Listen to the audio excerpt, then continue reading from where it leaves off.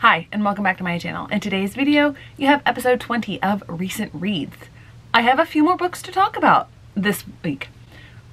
A couple really strong hits, and a couple disappointments, and some that fall in between. So we have the whole spectrum this week. And so I will talk about them, not in that order, but reverse of that order.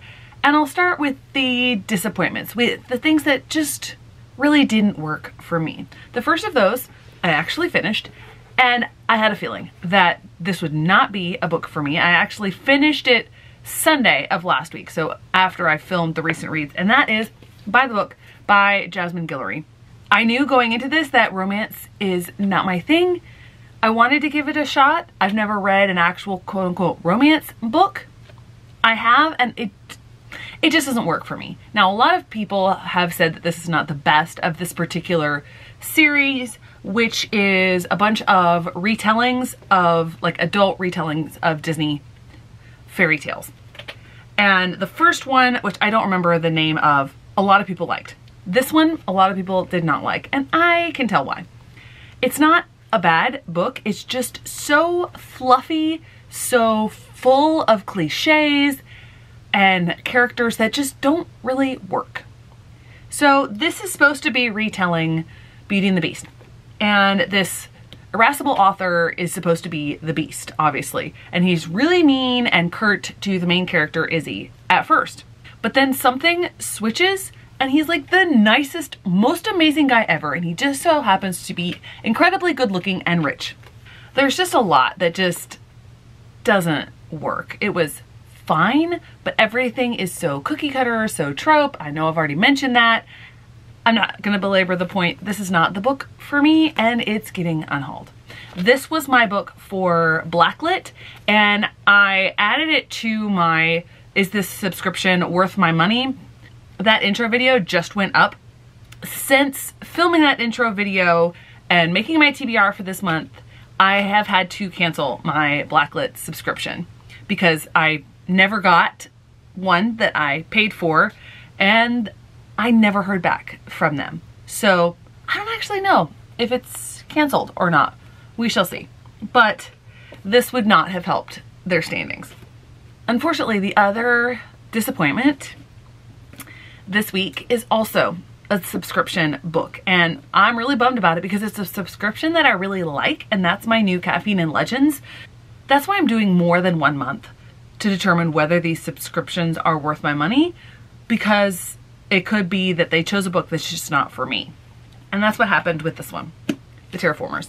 So this was on my TBR for April, then Scribd took away the unlimitedness and said, oh, this will be available on the 8th. Anyway, I won't belabor that point. This is a sci-fi book, and sci-fi is not my preferred genre, but I have liked some sci-fis.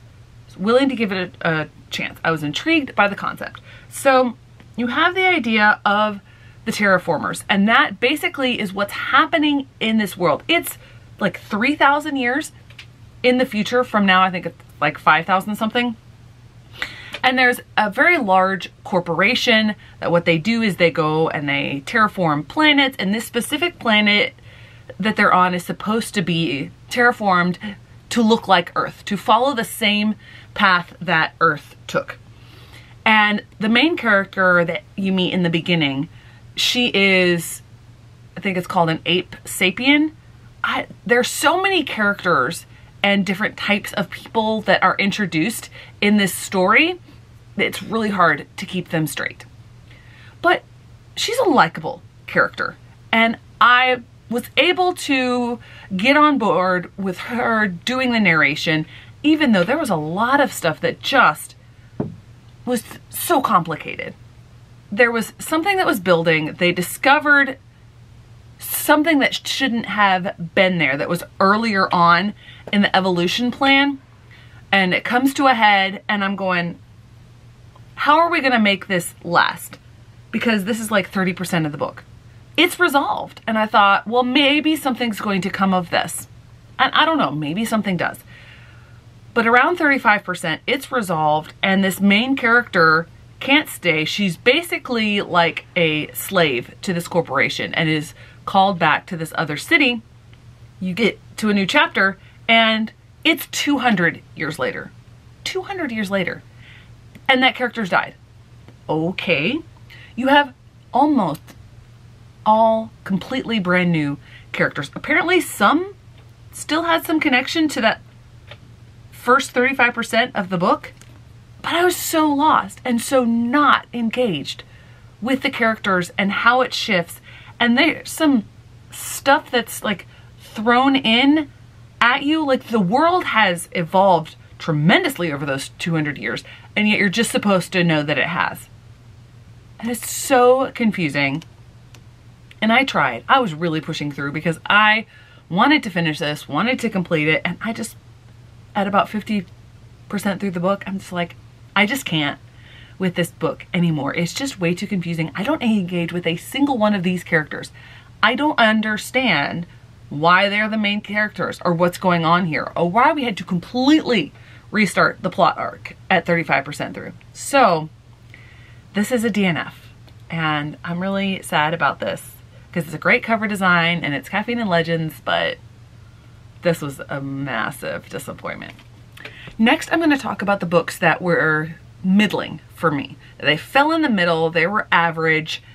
I read them very quickly. I read both of them, most of them yesterday. I read all of them, all of one yesterday, and I just finished the other today. And these are both two books for the middle grade book. So there are aspects of it that I will talk more about in that video, which the first installment of that should be going up next week. And these are, first of which, Maisie Chen's Last Chance. I had really high hopes for this, and it's not a bad book, but a lot of it is disappointment. This is set up where Maisie has to go with her mom back to Last Chance, Minnesota, because her grandfather is very ill, and there was some estrangement between her mom and her parents like 3 or so years before, and they haven't spoken for a while.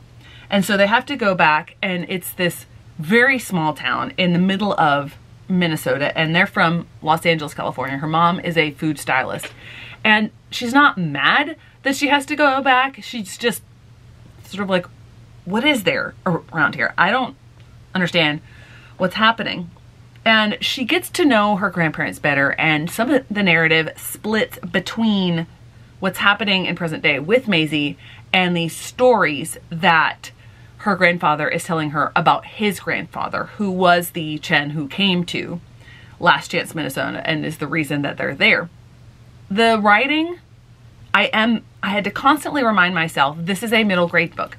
This is targeted towards a younger audience. And a lot of times it's not necessarily that I can tell and I can get over that, but this one just felt overly targeted at a younger audience. But that's not necessarily a bad thing.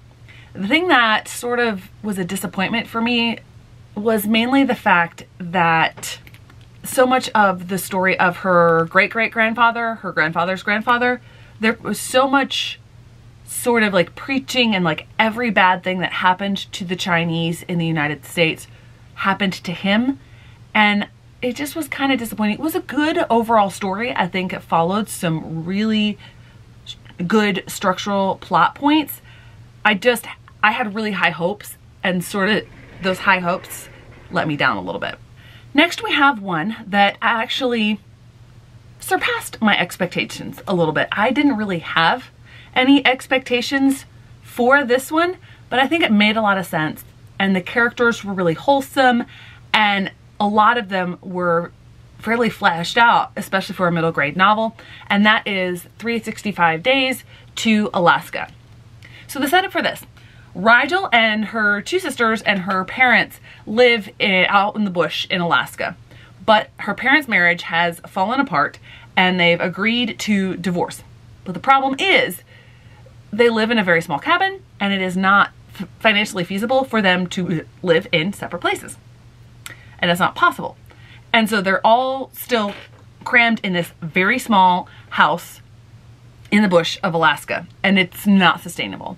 And so about a little less than a year after they decide to divorce, Lila, her mom, decides to move back with the girls to where she grew up in Connecticut. Of course, Rigel is not happy about that. She loves bush life. Like, the book opens with her hunting, finding prey. I forget the exact details of it, but she clearly loves this life, does not want to go back, and she loves her dad and takes a lot of what he says, like almost all of what he says, word for word. Like, she believes everything he says. He makes this deal with her where, hey, just get through a year. I'm going to go get this job and I'm going to save up a lot of money and I'm going to bring you back to Alaska in a year. And so that's where the 365 comes from. And so this whole time as they're in Connecticut, she's counting down the days until she gets to go back and be with her dad. She does not, for obvious reasons, fit in at the middle school. And it's brand new for her because she's 6th grade. And so there's all of the school stuff that she's trying to fit in, as well as dealing with her life now and the fact, and sort of in denial about the fact that she's probably going to end up being there long term, but she doesn't want to admit that. And I will say, there's one thing that just really bothers me, and I don't know, I find it hard to believe that the school district that I work at, which is the largest in the state, is such an outlier in how they handle things like lunch. I just find it hard to believe that anyone would let middle schoolers choose where they sit at lunch and not assign where they're going to sit by classes or something. It boggles my mind, because every middle school I've worked at, there were assigned seats by teacher, and sometimes the teacher would assign seats in there, and like, that's what you did. That's a me thing that not a lot of people are going to bring to this, but I will say, you know, kids, if they're in this county reading this book, they'd go like, they get to do what at lunch? And there's this one other part where she gets permission to eat in the library, like that's an accepted thing. But then, I don't know, something happens and they're not allowed to anymore, and she's trying to find some other place because she does not want to be there. And somehow the janitor's closet is unlocked. That's a no-no per safety regulations, because a lot of those chemicals have strict guidelines on how they're to be used and who's using them. And then there's also a door, an exit door that goes outside of the building in that janitor's closet, and it's not hooked up to the alarm system. Okay, that's pushing it for me. But those were comparatively tiny things overall in this book that I was thinking about. Overall, though, the journey that she goes on throughout the book, dealing with the fact that, of course, there are the popular girls who look down on her for the way that she wears her hair and the types of stuff that she eats for lunch, or you name it, they're going to look down on her for it. But also she starts to make a friend, and they start this relationship. But then there's a point where the friendship sort of ends because the friend, who considers herself somewhat of an outcast, wants to be popular. And when Rigel's not willing to go along with that, she sort of cuts her out. And so there's dealing with, hey, I'm building a friend. I don't necessarily want a friend because I'm going back to Alaska, but hey, I had this friend, and then I don't have this friend anymore. And so there's a lot to explore in this book, and the relationship with the dad, and just the little things sprinkled throughout that you know about the dad, that you know it's leading up to disappointment for her. But the resolution, I think, is really well done. There's just a handful of things that I'm just like, I don't necessarily like it. But overall, I think this is a solid book. So those are the middle books. Now I'm going to get to 2 wins that I've completed, and one that I know is going to be probably top of my SCAS list, but I haven't finished it yet. I'm just going to talk briefly about that one. So first off, I'm going to talk about the audiobook that I read for most of the week before I started trying the Terraformers, and that is A Woman of No Importance by Sonia Purnell. Now, I don't pick up a lot of World War II historical fiction or history because there's just so much on it.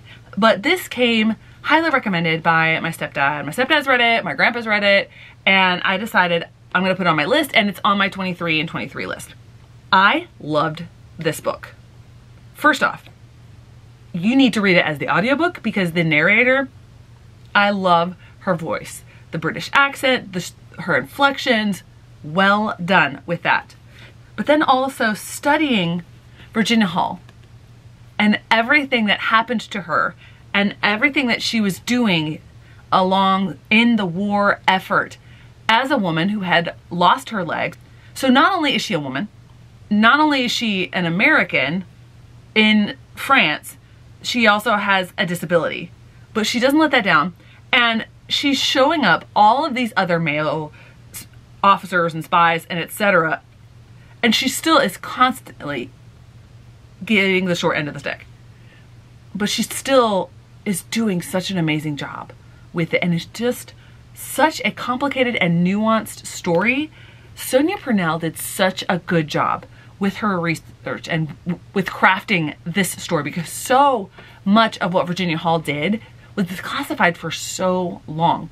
But this is just, it's a phenomenal narrative. And on top of that, the book's floppy. So that's plus points. This was top notch. Then, and I don't have the dust jacket on it just because this book is so pretty. I have, you know, with this, I have Spice Red.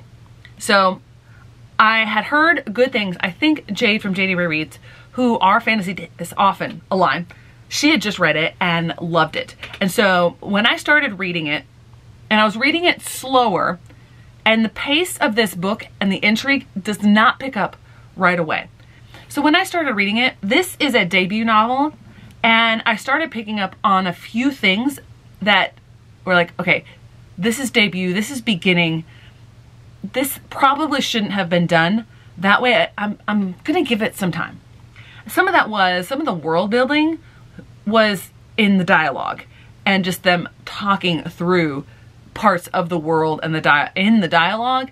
That's a bit clunky and heavy-handed for world building for a fantasy book, but that does not persist. Instead, what you get is an incredibly nuanced story. It's got political intrigue, and it's crafted in not necessarily a straightforward quest line.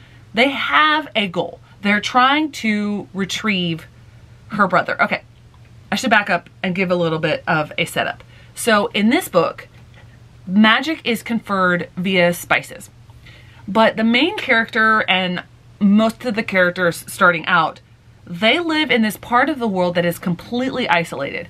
Because part of basically the deal that was made with these people to be able to use the magic is that they are keeping it in that area. They are not letting it spread to the rest of the world.